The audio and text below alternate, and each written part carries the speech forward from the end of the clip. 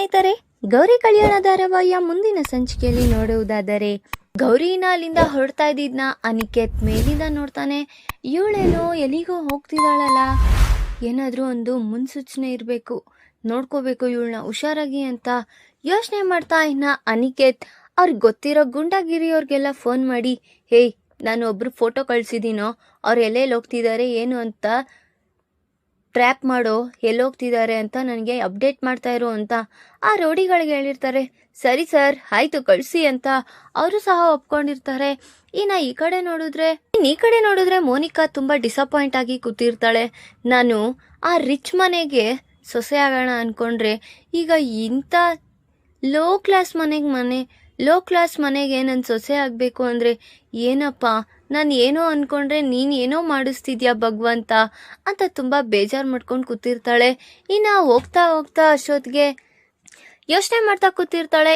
ಈ ಕಡೆ ನೋಡಿದ್ರೆ ಚಂಚಲ ಮತ್ತೆ ಅವ್ರ ಮಗಳು ಅವರೆಲ್ಲ ತುಂಬ ಸಂಭ್ರಮದಿಂದ ಈಗ ಅರುಂಧತಿ ಅವ್ರು ಬರ್ತಾರೆ, ಬೇಗ ಎಲ್ಲ ರೆಡಿ ಮಾಡಿ ಅಂತ ಹೇಳ್ತಾ ಇದ್ದಂಗೆ, ಆಯ್ತು ಅಮ್ಮ, ನೀನೇನು ವರಿ ಮಾಡ್ಕೋಬೇಡ, ಎಲ್ಲ ಸಿದ್ಧತೆಗಳು ಆಗಿದೆ ಅಂತ ಅವರಿಬ್ರು ಮಾತಾಡ್ಕೋತಾ ಇರ್ತಾರೆ.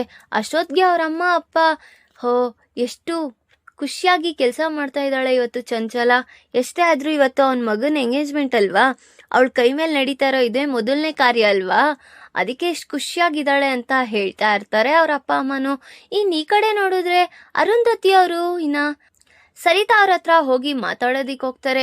ಇವ್ರೇನು ಇವಾಗ ಬೀಗ್ರು ನಾವು ಒಂದಾಗ್ಬೇಕಾದ್ರೆ ಈಗೇನು ಅತ್ಗೆ ಹತ್ರನೇ ಹೋಗಿ ಮಾತಾಡ್ಬೇಕಾ, ಏನಪ್ಪಾ ಇವರು ಅಂತ ಯೋಚನೆ ಮಾಡ್ತಾ ಚಂಚಲ ಮನ್ಸಲ್ಲಿ ಮತ್ತೆ ಏನಾದ್ರೂ ಒಂದು ಕಳಂಕ ತರ್ತಾರೇನೋ ಅಂತ ಯೋಚನೆ ಮಾಡ್ತಾ ಇರ್ತಾರೆ.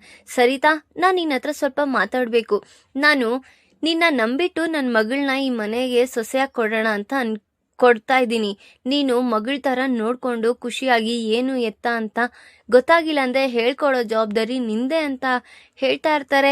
ಅಯ್ಯೋ ಬೀಗ್ರೆ, ಅಷ್ಟೆಲ್ಲ ಯಾಕೆ ಯೋಚನೆ ಮಾಡ್ತೀರಾ, ಅವಳ ಕೈಲಿ ಒಂದು ಕೆಲಸನೂ ಸಹ ನಾವು ಮಾಡ್ಸಲ್ಲ, ಆರಾಮಾಗಿ ತಿನ್ಕೋಬೋದು, ಎದ್ದೊಳ್ಬೋದು, ಅವಳ ಪಾಡಿಗಳು ಕೆಲಸ ಮಾಡ್ಕೋಬೋದು, ನೀವೇನೋ ಯೋಚನೆ ಮಾಡೋ ಅಂತ ಅವಶ್ಯಕತೆ ಇಲ್ಲ, ನಾನೇ ಹೇಳ್ತಿದ್ದೀನಲ್ವಾ ಗ್ಯಾರಂಟಿ ಅಂತ ಚಂಚಲ ಹೇಳ್ತಾ ಇರ್ತಾಳೆ.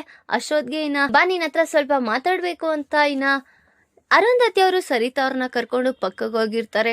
ಅಷ್ಟೊತ್ತಿಗೆ ಚಂಚಲ ಅವ್ರ ಮಗಳಿಗೆ, ಹೋಗು, ಅವ್ರು ಏನೇನು ಮಾತಾಡ್ತಿದ್ದಾರೆ ಏನೇನಿಲ್ಲ ಅಂತ ತಿಳ್ಕೊ, ಅವ್ರು ಏನಾದರೂ ಮಾಸ್ಟರ್ ಪ್ಲಾನ್ ಮಾಡಿ ಈ ಎಂಗೇಜ್ಮೆಂಟ್ನ ನಿಲ್ಲಿಸ್ಬೇಕು ಅಂತಾನೆ ಯೋಚನೆ ಮಾಡ್ತಾ ಇರ್ತಾರೆ, ಹೋಗು ಅಂತ ಹೇಳಿ ಅವ್ರ ಮಗಳನ್ನ ಕಳ್ಸಿರ್ತಾರೆ. ಸರಿಯಮ್ಮ ಆಯ್ತು ಅಂತ ಅವಳು ಸಹ ಹೊರಟಿರ್ತಾಳೆ. ಈ ಕಡೆ ನೋಡಿದ್ರೆ ಎಲ್ಲರಿಗೂ ಒಂದೊಂದೇ ಹೆಸರಿಟ್ಟು ಆ ಕೆಲಸ ಮಾಡು ಈ ಕೆಲಸ ಮಾಡು ಅಂತ ಹೇಳ್ತಿದ್ದೆ ನಾನು ನೋಡಿ, ವಿವೇಕ್ ಯಾಕತ್ತೆ ನೀನು ಅಷ್ಟೊಂದು ಯೋಚನೆ ಮಾಡ್ತಿದ್ಯಾ, ನಾನು ಹೇಳ್ತಾ ಇದ್ದೀನಲ್ವಾ ಎಲ್ಲ ಸೌಕರ್ಯವಾಗಿ ಏನೇನಾಗಬೇಕೋ ಎಲ್ಲ ಆಗುತ್ತೆ ಅಂತ ಹೇಳ್ತಾ ಪುರೋಹಿತರು ಬರೋ ಟೈಮ್ ಆಯ್ತು ಅಂತ ಹೇಳ್ತಾ ಇರ್ತಾರೆ. ಧಾರಾವಾಹಿಯ ಪ್ರತಿಯೊಂದು ಸಂಚಿಕೆ ತಪ್ಪದೆ ನೋಡಬೇಕಾದರೆ ನಮ್ಮ ಜ್ಯೋತಿರ್ಭವ ಚಾನಲ್ನ ಈಗಲೇ ಸಬ್ಸ್ಕ್ರೈಬ್ ಮಾಡ್ಕೊಳ್ಳಿ, ಹಾಗೆ ಪಕ್ಕದಲ್ಲಿರುವ ಬೆಲ್ ಬಟನ್ ಅನ್ನು ಪ್ರೆಸ್ ಮಾಡಿ ಅದರಲ್ಲಿ ಆಲ್ ಆಪ್ಷನ್ ಸೆಲೆಕ್ಟ್ ಮಾಡ್ಕೊಳ್ಳಿ. ಇದರಿಂದ ನಾವು ರಿಲೀಸ್ ಮಾಡುವಂತಹ ಸಂಚಿಕೆ ಅಪ್ಡೇಟ್ ನೋಟಿಫಿಕೇಶನ್ ಸಿಗುತ್ತೆ.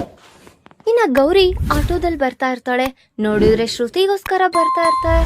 ಆಗ ಆ ಆಟೋನೇ ನಿಲ್ಸಿ ಶ್ರುತಿನ ಆಟೋದಲ್ಲಿ ಕೂರಿಸ್ಕೊಂಡು ಹೋಗ್ತಾ ಇದ್ರೆ ಆ ರೌಡಿಗಳು ಅವ್ರನ್ನೇ ಫಾಲೋ ಮಾಡ್ಕೊಂಡು ಅನಿಕೇತ್ಗೆ ಕಾಲ್ ಮಾಡ್ತಾರೆ. ಆಗ ಸರ್, ಈ ರೀತಿ ಶ್ರುತಿ ಅನ್ನೋರ್ನ ಮೀಟ್ ಮಾಡಿದ್ದಾರೆ ಅವರು. ಶ್ರುತಿನಾ? ಇವಳೇನ್ ಮಾಡೋದಿಕ್ಕೆ ಹೊರಟಿದ್ದಾಳೆ, ಏನೋ ಒಂದು ಅನಾಹುತ ಆಗುತ್ತೆ, ನೀವು ಅವಳನ್ನ ಬಿಡಬೇಡಿ, ಏನಾದ್ರೂ ಒಂದು ವ್ಯವಸ್ಥೆ ಮಾಡಿ ಅಂತ ಹೇಳಿ ಕಾಲಲ್ಲಿ ಮಾತಾಡ್ತಾ ಇರ್ತಾನೆ ಅನಿಕೇತ್. ಅಷ್ಟೊತ್ತಿಗೆ ವಿವೇಕ್ ಬಂದು, ಏನ್ ಮಾಡ್ತಿದ್ಯಾ ಅನಿಕೇತ್, ನಿನಗೋಸ್ಕರನೇ ಎಲ್ಲರೂ ಕಾಯ್ತಾ ಇದ್ದಾರೆ, ಬಾ, ನೀನೇನು ಈ ರೀತಿ ಯಾರ ಜೊತೆನೋ ಫೋನಲ್ಲಿ ಮಾತಾಡ್ಕೊಂಡು ನಿಂತಿದ್ಯಾ, ಅದು ಏನಿಲ್ಲ, ಪರ್ಸನಲ್ ವಿಚಾರ ಇತ್ತು, ಮಾತಾಡ್ತಾ ಇದ್ದೀನಿ ಅಂತ ಅನಿಕೇತ್ ಹೇಳಿ ಕರ್ಕೊಂಡು ಹೋಗ್ತಾ ಇರ್ತಾನೆ. ಸರಿ ನಡಿ ಹೋಗೋಣ ಅಂತ ಹೋಗ್ತಾ ಇರ್ತಾರೆ. ಈ ಕಡೆ ನೋಡಿದ್ರೆ ಮಚಿ, ನಾನು ನಿನ್ನ ಹತ್ರ ಸ್ವಲ್ಪ ಮಾತಾಡ್ಬೇಕು, ಬೇಗ ಬಾ. ಯಾಕೇನಾಯ್ತು? ಅದು ಏನೋ ಒಂದು ಹೇಳ್ಬೇಕು ಬಾ ಅಂತ ಹೇಳಿ ಕರೆದಿರ್ತಾನೆ ಶ್ಯಾಮ್. ಸರಿ ಅಂತ ಚಿನ್ನು ಅಲ್ಲಿಗೆ ಬಂದಿರ್ತಾಳೆ. ತಗೋ, ಈ ಲೆಟರ್ನ ಹೇಗಾದ್ರೂ ಮಾಡಿ ಇದು ನಿಮ್ಮ ಅಕ್ಕನ್ಗೆ ಸೇರಿಸಿದ್ರೆ ಅವ್ರಿಗೆ ಏನು ಎತ್ತ ಅಂತ ಗೊತ್ತಾಗುತ್ತೆ. ಅಂಥದ್ದಿದ್ರಲ್ಲಿ ಏನಿದೆ, ಅದು ಅತ್ಗೆ ಬರ್ದಿರೋದು. ಹಾಗಾದ್ರೆ ಅಕ್ಕ ಇಲ್ವಾ? ಇಲ್ಲ, ಅವರು ಶ್ರುತಿನ ಮೀಟ್ ಆಗೋದಿಕ್ ಹೋಗಿದ್ದಾರೆ. ಹೌದಾ, ಸರಿ ಆಯ್ತು ಅಂತ ಅವರಿಬ್ರು ಸಹ ಮಾತಾಡ್ಕೊಳ್ತಾ ಇದ್ದಂಗೆ ಈ ಕಡೆ ನೋಡಿದ್ರೆ ಗೌರಿ ಮತ್ತೆ ಶ್ರುತಿ ಇಬ್ರು ಆಟೋದಲ್ಲಿ ಹೋಗ್ತಿದ್ರೆ ಆ ರೌಡಿಗಳು ಮಧ್ಯದಾರಿಲೇ ಅಡ್ಡ ಹಾಕಿ ಅವ್ರಿಬ್ಬರನ್ನ ಕರ್ಕೊಂಡು ಹೊರಟಿರ್ತಾರೆ. ಬಿಡ್ರೋ ಅಂತ ಗೌರಿ ಕಿಚ್ಕೊಂತ ಇದ್ರು ಅವ್ರು ಬಿಡ್ದಿರ ಸೀದಾ ಕರ್ಕೊಂಡೋಗಿ ಆ ರೂಮಲ್ಲಿ ಕೂಡಾಕಿರ್ತಾರೆ. ಆಗ ಅಲ್ಲಿ ಏನಾದ್ರೂ ಮಾಡ್ಬೇಕಲ್ಲ ಅಂತ ವ್ಯವಸ್ಥೆ ಅಂತ ಯೋಚನೆ ಮಾಡ್ತಾ ಇರ್ತಾಳೆ. ಅಷ್ಟೊತ್ಗೆ ವಿವೇಕ್ ಅವ್ರ ಫೋನು ಗೌರಿ ಕೈಯಲ್ಲಿರುತ್ತೆ. ಆಗ ಏನಾದ್ರೂ ಮಾಡಿ ಮೆಸೇಜ್ ಹಾಕ್ಬೇಕಲ್ಲ. ಚಿನ್ನು ನಂಬರ್ಗೆ ಮೆಸೇಜ್ ಹಾಕ್ತಾಳೆ. ಆಗ ಚಿನ್ನು, ನಾನು ಒಂದ್ ಸ್ವಲ್ಪ ಇಕ್ಕಟ್ಟಲ್ಲಿ ತಗ್ಲಾಕೊಂಡ್ಬಿಟ್ಟಿದ್ದೀನಿ, ಬಂದು ನನ್ನ ಸ್ವಲ್ಪ ಸೇಫ್ ಮಾಡು ಅಂತ ಹಾಕಿರೋನ ನೋಡಿ. ಇದೇನೋ ಮೆಸೇಜು, ಅದು ಬಾವನ್ ಫೋನಿಂದ ಬಂದಿದೆ. ಶ್ಯಾಮ್, ಇದು ಬಾವನ್ ಫೋನ್ ನಂಬರೇ ಅಲ್ವಾ? ಅದು ಚಿನ್ನು ಅಂತ ಬೇರೆ ಮೆನ್ಷನ್ ಮಾಡಿದೆ. ಅಯ್ಯೋ, ನಮ್ಮಣ್ಣ ಯಾವ ಸ್ಥಿತಿಲಿ ಏನಾಯ್ತು? ನಮ್ಮಣ್ಣ ಒಳಗಡೆ ಇದಾನಲ್ವಾ? ಅದೇನಾಯ್ತು ನಮ್ಮಣ್ಣನ್ಗೆ? ಇದು ಬಾವನ್ ಕೆಲಸ ಅಲ್ಲ. ಅಷ್ಟಕ್ಕೂ ನಮ್ಮಕ್ಕ ನನ್ನ ಚಿನ್ನು ಅಂತ ಕೂಗೋದು ನಮ್ಮ ಅಕ್ಕನೇ ಅಲ್ವಾ? ಅವರೇ ಏನಾದ್ರೂ ತೊಂದರೆ ತಗ್ಲಾಕೊಂಡಿದ್ದಾರೆ. ಸರಿ ನಡಿ ಹೊರಡೋಣ ಅಂತ ಹೇಳ್ತಿದ್ದಂಗೆ, ಅಯ್ಯೋ ಮತ್ತೆ ಈ ಲೆಟರ್ ಏನ್ ಮಾಡೋದು? ಅದು ಇರು ಒಂದ್ ನಿಮಿಷ, ಬಂಟಿ ಬಾರೋ ಇಲ್ಲಿ ತಗೊಳ್ಳೋ, ಇದು ಮೋನಿಕಂಗ್ ಅಕ್ಕಂಗ್ ಕೊಟ್ಬಿಡೋ ಅಂತ ಹೇಳ್ತಾ ಇರ್ತಾರೆ. ಸರಿ ಅಂತ ಅವನು ಸಹ ಕೊಡಕ್ ಹೋಗಿರ್ತಾನೆ. ಈ ಕಡೆ ನೋಡಿದ್ರೆ ಮನೆ ಮಂದಿಯವರೆಲ್ಲ, ಈ ಕಡೆ ನೋಡಿದ್ರೆ ಮೋನಿಕಾ ಮನೆ ಮಂದಿಯವರೆಲ್ಲರೂ ಅರುಣ್ ಅವ್ರು ಬರೋ ದಾರಿನೇ ಕಾಯ್ತಾ ಇರ್ತಾರೆ. ಇನ್ನೇನು ಅವ್ರು ಬರ್ತಾ ಇದ್ದಂಗೆ, ಹೌದು ಎಲ್ಲರೂ ಇದ್ದಾರೆ, ಗೌರಿ ಎಲ್ಲೇ ಕಾಂತ ಅಂತ ಕೇಳ್ತಾ ಇರ್ತಾರೆ ಅಕ್ಕಪಕ್ಕದ ಮನೆಯವರು. ಅದೇಗೆ ಬರಕ್ಕಾಗುತ್ತೆ?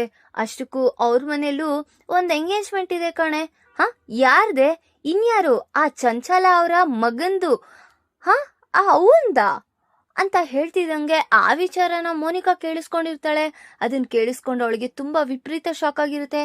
ಈಗ ಮೋನಿಕಾಗೆ ಅಲ್ಲಿ ಅನಿಕೇತ್ ಎಂಗೇಜ್ಮೆಂಟ್ ನಡೀತಿದೆ ಅನ್ನೋ ವಿಚಾರ ತಿಳಿದಿದೆ.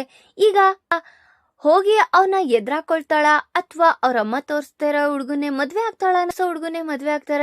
ಈ ಕಡೆ ನೋಡಿದ್ರೆ ಗೌರಿ ಮತ್ತೆ ಶ್ರುತಿ ಇಬ್ರು ಸಹ ಇಕ್ಕಟ್ಟಲ್ಲಿ ತಗ್ಲಾಕೊಂಡಿದ್ದಾರೆ. ಚಿನ್ನು ಮತ್ತೆ ಶ್ಯಾಮ್ ಹೋಗಿ ಅವ್ರಿಬ್ಬರನ್ನ ಕಾಪಾಡ್ತಾರ. ನನ್ನ ಮುಂದಿನ ಭಾಗದಲ್ಲಿ ತಿಳಿಸ್ಕೊಡ್ತೀನಿ. ಈ ವಿಡಿಯೋ ಇಷ್ಟ ಆದ್ರೆ ಲೈಕ್ ಮಾಡಿ, ನಿಮ್ಮ ಫ್ರೆಂಡ್ಸ್ ಹಾಗೆ ನಿಮ್ಮ ರಿಲೇಟಿವ್ಸ್ಗೂ ಶೇರ್ ಮಾಡಿ ಅಂಡ್ ಕಮೆಂಟ್ ಮಾಡಿ. Thanks for watching.